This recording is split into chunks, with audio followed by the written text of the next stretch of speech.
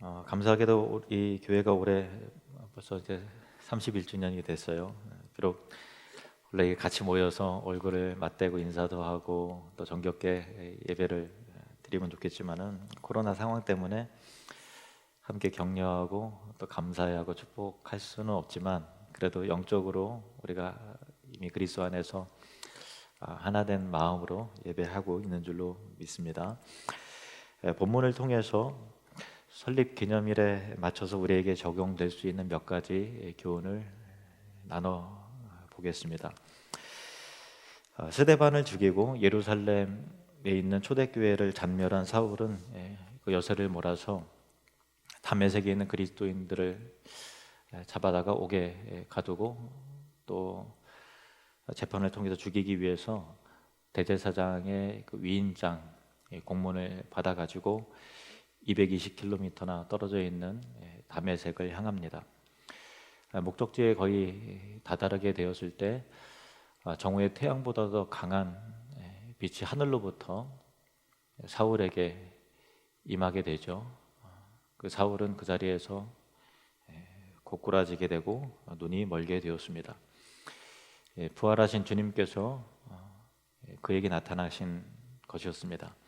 사울아 사울아 내가 어찌하여 나를 박해하느냐 하고 말씀하시는 주님의 음성을 들은 후에 사울은 사람들의 손에 이끌려서 다메섹에 있는 직가라고 하는 거리에 있는 유다의 집에 머물면서 사흘간 먹지도 마시지도 않고 그동안에 자신이 지었던 하나님 앞에 지었던 모든 잘못과 또 교만함과 그런 모든 것을 간절히 회개하면서 기도를 했습니다. 사흘이 되던 때에 주님은 다메섹에 있는 아나니아라 하는 제자에게 환상 가운데 나타나셨습니다. 아나니아는 주님께서 사울을 위해서 미리 준비해 놓으신 사람이었습니다.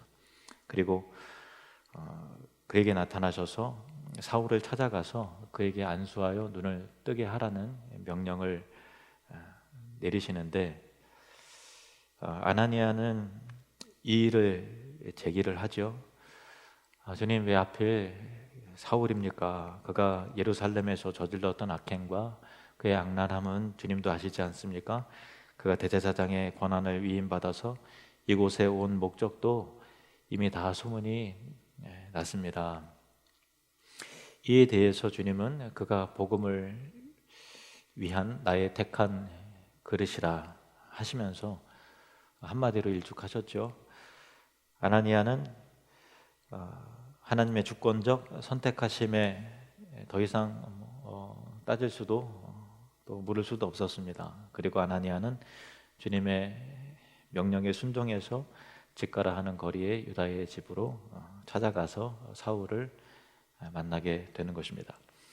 아나니아가 사울 앞에 섰지만 눈먼 사울은 아나니아를 볼 수 없었습니다. 아나니아는 그 가련한 사울에게 다가가서 그 머리에 손을 얹고 형제 사울아 하고 불렀습니다. 본문 보시겠습니다. 17절 말씀 같이 읽을까요?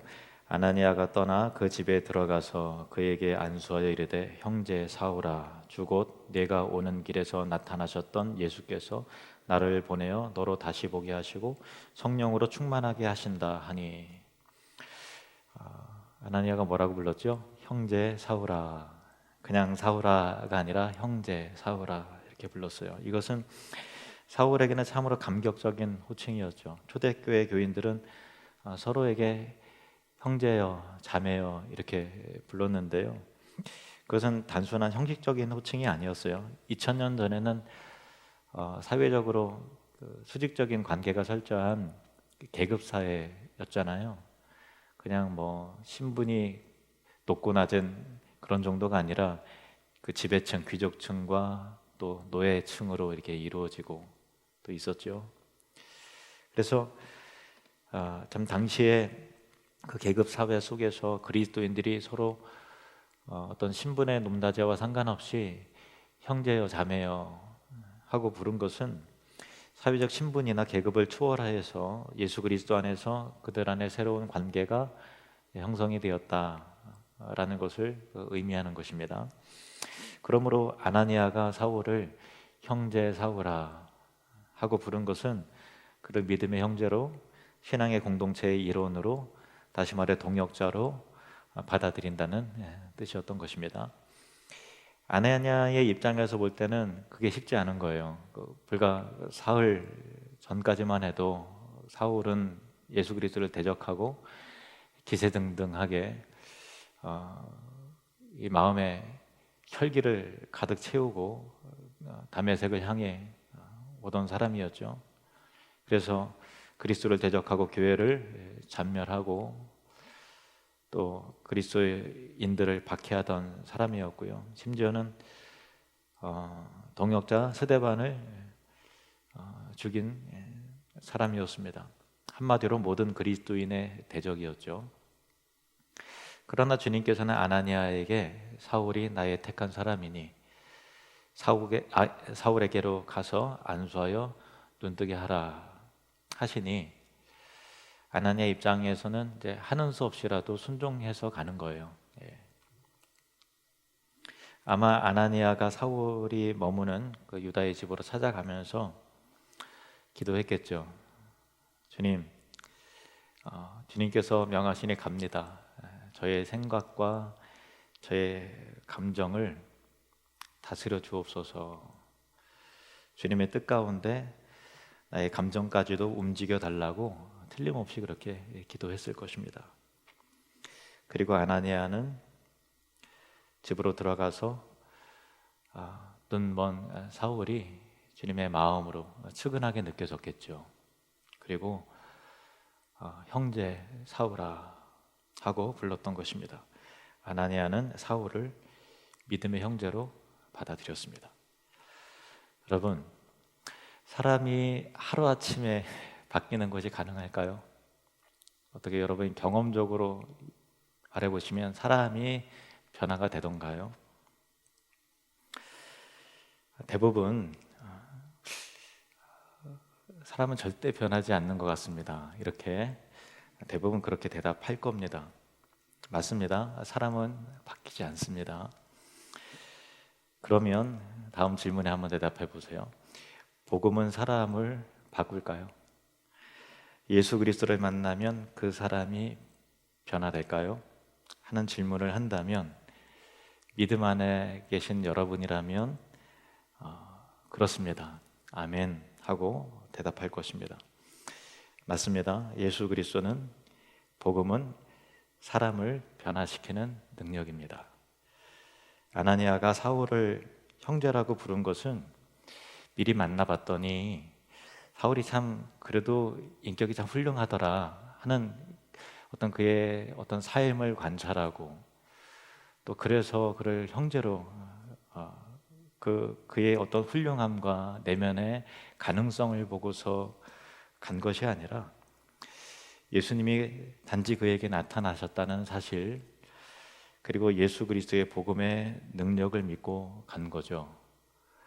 그의 잠재된 능력을 보고 간 게 아니라 복음의 능력을 확신하고 간 겁니다. 복음은 반드시 사람을 변화시킨다. 예수 그리스도를 만난 사람은 그의 삶에 놀라운 전환이 일어난다. 바로 그겁니다. 예수님의 십자가의 긍휼과 죄 용서함과 은혜를 알고 있기 때문에 아나니아는 사울을 찾아갔습니다. 그리고 그에게 안수하여 형제로 받아들인 것입니다. 아나니아는 주님께서 그에게 가라 하시는 이 명령에 의해서 자신의 생각과 판단과 감정을 거두고 사울을 찾아가서 그를 믿음의 형제로 받아들인 것입니다. 아나니아가 사울을 형제 사울아 하고 부를 때 사용한 단어가 헬라어로 아델포스라는 단어인데요. 이것은 여인의 그 자궁을 의미하는 델피스라고 하는 단어에서 유래한 단어가 형제라는 단어예요. 아델페, 이거 자매인데 그것도 똑같이 그 델피스라고 하는 단어에서 유래가 됐죠. 그러니까 누가 형제요, 누가 자매인가 하면 그 헬라 사고 방식에는 같은 자궁에서 태어난 사람이 형제다 그리고 자매다라고 하는 관점이 있는 거죠. 그렇죠. 우리 성도들이 서로를 향해 아델포스 혹은 델피스, 아델페, 자매 아델페, 아델포스라고 하는 형제 자매라 하는 부르는 것은 다 같이 예수 그리스도 복음의 자궁에서 태어난 사람들이기 때문입니다.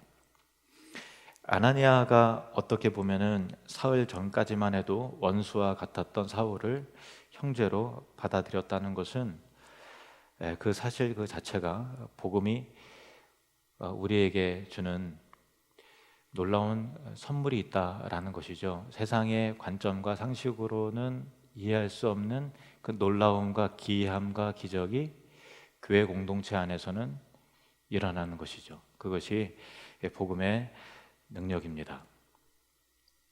교회란 그러한 기적과 감동이 있는 곳임을 깨닫게 하는 것입니다. 우리 하늘드림교회가 올해로 31년째가 되었어요. 31년 동안 계셨던 몇 분의 성도님들을 포함해서 그 이후로 또 이렇게 여러분들이 우리 교회로 인도함을 받아오셨죠. 아이들까지 포함해서 대략 한 250명 정도의 성도님들이 공동체를 이루고 있습니다. 지난 세월 동안 사랑과 은혜의 공동체로 올 수 있었던 것을 감사하게 생각합니다. 그러나 우리가 각자가 서로 성숙한 모습만 있었던 것은 아니겠죠. 서로 사랑하기만 하면서 여기까지 온 것은 분명 아닐 것입니다.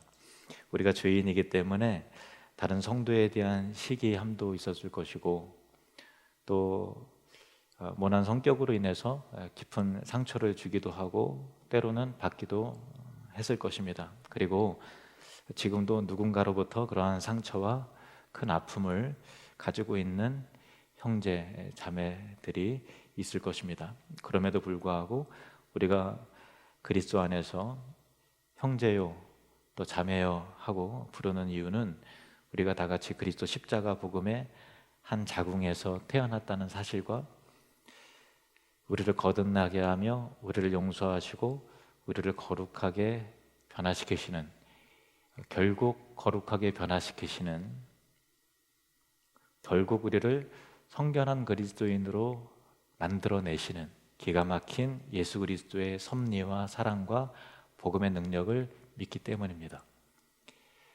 그 사람의 인격이 훌륭해서 형제여 자매여 하고 부르는 것이 아니라 단지 예수 그리스도의 사랑과 십자가의 능력을 믿기 때문에 우리는 여전히 하나의 공동체를 그리스도 안에서 이루고 있다는 사실입니다. 아나니아가 사울에게 안수했을 때 다음과 같은 일이 일어났습니다. 18절 말씀. 즉시 사울의 눈에서 비늘 같은 것이 벗어져 다시 보게 된지라. 아멘. 여기서 다시 보다라고 하는 단어는 단순히 다시라고 하는 개념이 성경의 다른 부분에서는 위로, 우러러라고 하는 그런 의미로도 쓰여요. 그러니까 다시 보다라고 하는 것은 우러러 보다, 위를 보다라고 하는 그런 의미로도 번역이 가능한 것입니다. 그래서 사울이 다시 보았다라는 뜻은 육체적인 시력이 회복이 되었다라고 하는 그 의미와 함께 영적인 의미, 즉 하늘을 향한 영안이 비로소 열렸다라는 것을 의미하는 것입니다.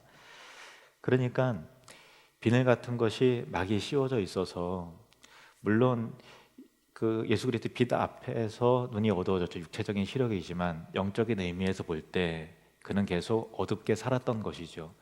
비늘이 덮어져 있었어. 그러니까 제대로 볼 수 없는 거죠. 그런데 자기는 제대로 본다고 생각하는 거지만 제대로 하나님의 영광의 관점에서, 그리스도의 관점에서 사람을, 세상을, 하늘을 인지하고 못했던 사람이에요.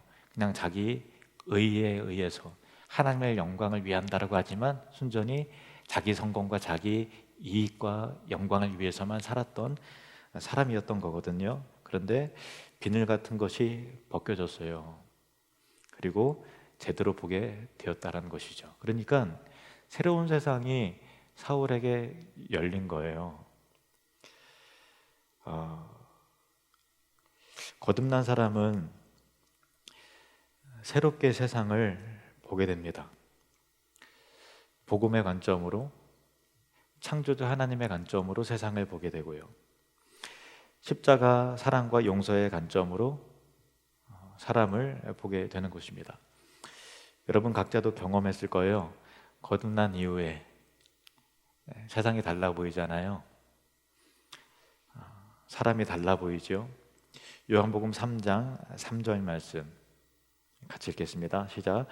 예수께서 대답하여 이르시되 진실로 진실로 내게 이르노니 사람이 거듭나지 아니하면 하나님의 나라를 볼 수 없느니라. 아멘. 거듭나지 않으면 하나님 나라를 볼 수 없다. 반대로 거듭나면 하나님 나라를 본다라는 거예요. 거듭나면 영원한 나라, 하나님 나라에 대한 믿음과 소망이 생깁니다. 하나님 나라의 관점이 생깁니다. 하나님 나라의 비전이 생깁니다. 코로나가 우리에게 가져다 준 좀 안 좋은 부분도 있지만요. 그래도 코로나를 통해서 하나님께도 우리에게 한국 교회를 향해서 교훈하시고 일깨워 주시는 중요한 내용들이 많이 있잖아요. 그 중에 한 가지는 교회는 건물이 아니라 사람이다라고 하는 것을 더 많이 각인시켜 주잖아요. 물론 이제 현장 예배만큼 역동적이거나 찬양이 더 감동이 있거나 하진 않지만 지금 영상을 사실 토요일 날 찍고 주일 날 저도 가족들과 함께 그 예배를 드리는데 그 예배 가운데 은혜가 있음을 보게 돼요. 여러분은 어떠신가요? 여러분의 가정 안에서 가족들과 또 스마트폰으로 또 TV로 또 컴퓨터 모니터로 예배 드릴 때 하나님의 임재가 있으시던가요? 아멘. 하나님이 예수 그리스도께서 지금 여러분과 함께 하신 줄 믿습니다. 여러분 자체가 교회잖아요. 여러분 자체가 예수 그리스도의 교회입니다. 교회는 건물이 아니라 사람을 말하는 것이죠. 그런데 아무 사람이나 교회라고 말하지 않아요. 어떤 사람입니까? 예수 그리스도에 의해서 거듭난 사람, 그리고 하나님 나라를 볼 수 있는 사람, 그것이 바로 교회입니다. 그래서 교회는 마땅히, 교회인 여러분은 하나님 나라를 향한 비전을 가지고 있어야 돼요. 그 비전을 가진 사람이 곧 교회입니다. 하나님 나라를 향한 비전이 없으면 교회가 아닙니다. 하나님 나라를 향한 비전을 가슴 뜨겁게 품으시는 저와 여러분이 되시기를 바랍니다. 그래서 우리 하늘누림교회 성도님들은 모두 다 같이 하나님 나라의 관점으로 세상을 바라보는 사람들임을 믿습니다. 용서와 사랑과 궁율의 관점으로 사람을 바라보는 사람들임을 믿습니다. 사울은 다시 보게 된 다음 어떻게 했을까요? 18절 그리고 19절 상반절 함께 읽읍시다. 시작. 즉시 사울의 눈에서 비늘 같은 것이 벗어져 다시 보게 된지라. 일어나 세례를 받고 음식을 먹음에 강건하여지니라. 아멘. 사울은 세례를 받은 후에 참 사흘간 먹지도 마시지도 않았잖아요. 금식을 했어요. 그런데 세례를 받은 후에 즉시 먹었다 그래요. 음식을 먹고 기력을 회복했다, 건강을 회복했다라는 거예요. 이게 뭘 의미하는 걸까요? 밥 먹는 게 뭐 그렇게 중요한가요? 중요하죠. 이거 뭘 의미하는 걸까? 세례를 받고 음식을 먹음에 강건하여지니라. 여기는 특별한 의미가 있어요. 이 부분을 알기 위해서는 사도행전 22장에 사울이 그 간증한 내용을 우리가 확인해 보면 더 자세히 알게 되는데, 사도행전 22장 12절에서 16절 말씀을 제가 읽겠습니다. 율법에 따라 경건한 사람으로 거기 사는 모든 유대인들에게 칭찬을 듣는 아나니아라 하는 이가 내게 와 곁에 서서 말하되 형제 사울아, 여기서 이렇게 나오죠. 형제 사울아 다시 보라 하거늘 즉시 그를 쳐다보았노라. 그가 또 이르되 우리 조상들의 하나님이 너를 택하여 너로 하여금 자기 뜻을 알게 하시며 그 의인을 보게 하시고 그 입에서 나오는 음성을 듣게 하셨으니 내가 그를 위하여 모든 사람 앞에서 내가 보고 들은 것의 증인이 되리라. 이제는 왜 주저하느냐? 일어나 주의 이름을 불러 세례를 받고 너의 죄를 씻으라 하더라. 16절 말씀이 키포인트입니다. 16절을 다시 한번 같이 읽을까요? 시작. 이제는 왜 주저하느냐? 일어나 주의 이름을 불러 세례를 받고 너의 죄를 씻으라 하더라.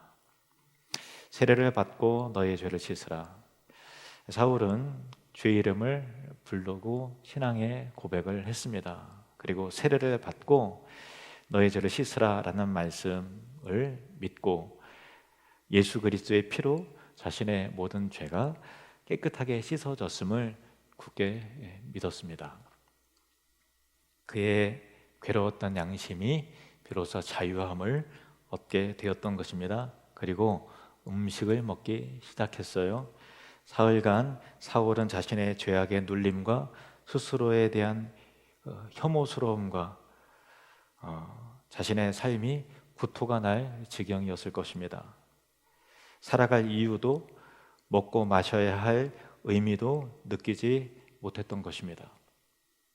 그러나 복음의 은혜를 경험하고 나서 사울은 먹어야 할 이유, 살아야 할 이유를, 자신의 존재의 의미를 새롭게 깨달은 것입니다. 이제는 이제 죄 용서받았으니 밥 먹자, 배고프다, 그 의미가 아니에요. 그 의미가 아니라 이제는 주님의 영광을 위해서, 복음을 위해서 변화된 삶을 살겠노라고, 이제는 거룩하고 성결한 삶을 살겠노라고 굳게 다짐했기 때문에요. 그것이 존재가 새롭게 변화돼서 하나님의 영광을 위해서, 나의 육체의 욕망과 나의 영광을 위해서 살아가는 자가 아니라 오직 예수 그리스도의 영광과 하나님 나라와 복음을 위해서 살아가야 될 특별한 삶의 의미와 목적을 그는 깨달았기 때문에, 다짐했기 때문에 그는 밥을 먹기 시작했습니다. 후에 사울은 자신이 복음으로 인해서 자유를 얻은, 사망의 종노릇 되었고 마귀의 종이 되었던 자기 자신이 죄와 사망에서 자유케 된 그 자신의 경험을 바탕으로 다음과 같이 예수 그리스도를 믿는 모든 자들을 향해서 다음과 같이 선언했던 것입니다. 로마서 8장 1절 2절 말씀 시작. 그러므로 이제 그리스도 예수 안에 있는 자에게는 결코 정죄함이 없나니 그리스도 예수 안에 있는 생명의 성령의 법이 죄와 사망의 법에서 너를 해방하였습니다. 할렐루야, 아멘. 이 사울은요, 자유를 얻었고 해방을 누렸던 거예요. 그리고 그 복음의 능력을, 자신이 경험한 자유케 하는 놀라운 복음의 경험을 우리 모두에게 알게 하고 싶은 열망 가운데 이렇게 선언했던 것입니다. 우리 모두 아시다시피 우리 교회의 비전 슬로건은 천국을 누리며 확장하는 사람들입니다. 여러분, 어떻게 하면 천국을 누릴 수 있을까요? 돈을 많이 벌면 천국을 누리게 될까요? 이것은 천국을 누린다라고 하는 것은 단순히 어떤 행복 지수가 올라간다는 것이 아니라 영적인 개념이잖아요. 근데 우리는 이렇게 보잘것없고 금방금방 넘어지고 연약한데 어떻게 하면 천국을, 하나님 나라를 누리며 살 수 있을까요? 십자가를 통해 드러난 예수 그리스도의 용서함과 새롭게 하심을 경험하는 자, 그 복음의 능력을 믿는 자가 천국을 누리게 되는 것입니다. 예수 그리스도 안에 있는 생명의 성령의 법이 죄와 사망의 법에서 나를 해방했다라고 하는 그 말씀을 굳게 붙드는 자가, 믿는 자가 천국을 누리게 되는 것입니다. 십자가 복음의 능력을 믿는 사람은 그의 마음에 진정한 자유와 안식과 평강과 그 천국을 누리게 되는 것입니다. 사울이 세례를 받은 후에 다시 살아갈 힘을 얻고 이제는 새로운 삶을, 변화된 삶을 살겠노라고 다짐하여 음식을 먹었듯이 요즘 여러 가지 상황과 환경 속에서 여러분, 입맛이 사라지고 의욕이 참 꺾일 수밖에 없는 그런 우리의 현실이잖아요. 그렇지만은 오직 그리스도를 통해서 복음의 능력을 힘입어 살아갈 힘을 얻고 성령의 함께하심을, 그 약속을 믿어 의심치 않는 굳건한 그 마음 가운데 회복의 은혜를 누리는 하늘누린교회 온 성도님들 되시기를 바랍니다. 여러분이 입맛이 다시 살아나고 식욕이 다시 살아나는, 살아갈 분명한 의미와 이유를 다시 한번 점검하시고 최선을 다해서 힘있게 살아가시는 저와 여러분이 되시기를 주님의 이름으로 축원합니다. 다 같이 기도하시겠습니다.